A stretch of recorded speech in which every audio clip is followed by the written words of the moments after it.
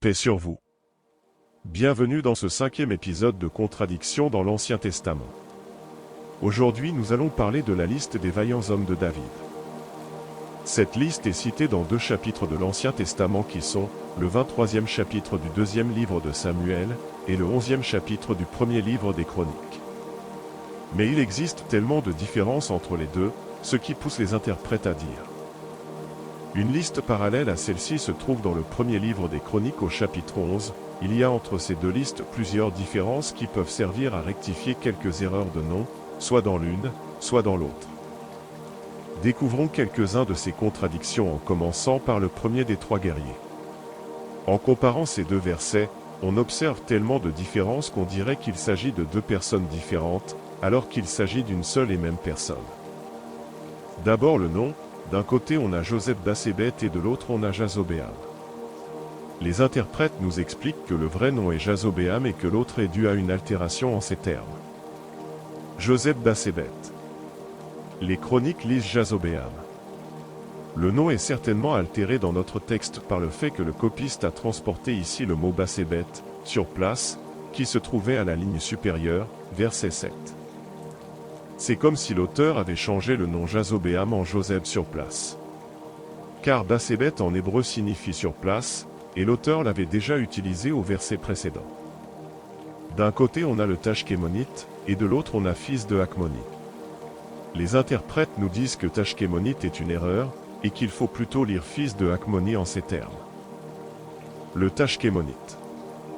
Au lieu de ce nom d'une famille inconnue, nous lisons dans un Chronique 11, fils de Hakmoni, nom de famille qui se retrouve dans un Chronique 27, 32.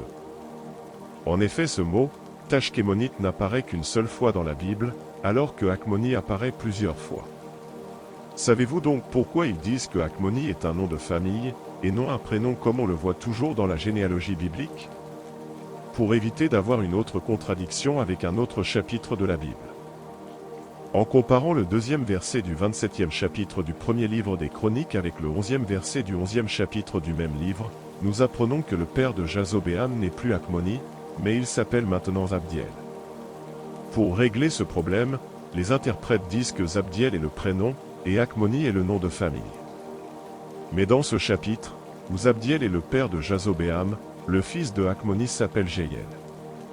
La Bible est vraiment incroyable. Continuons. D'un côté il brandit sa lance sur 800 hommes tués, et de l'autre il brandit sa lance sur 300 hommes tués. Personne ne connaît le nombre exact d'hommes tués, et par conséquent seul Dieu connaît celui qui a raison parmi les deux.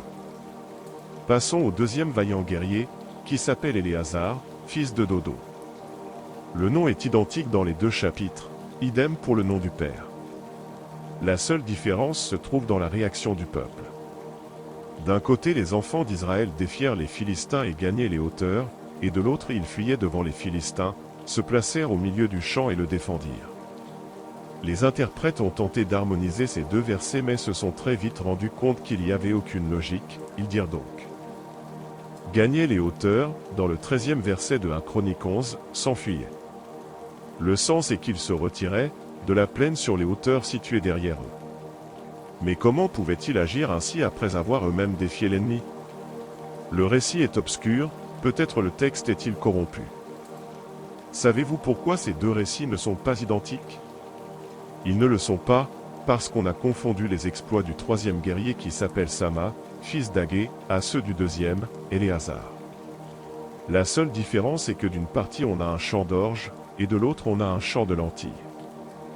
Voilà, je m'arrête là. Merci d'avoir regardé cette vidéo et je vous dis à la prochaine dans Coran versus Bible.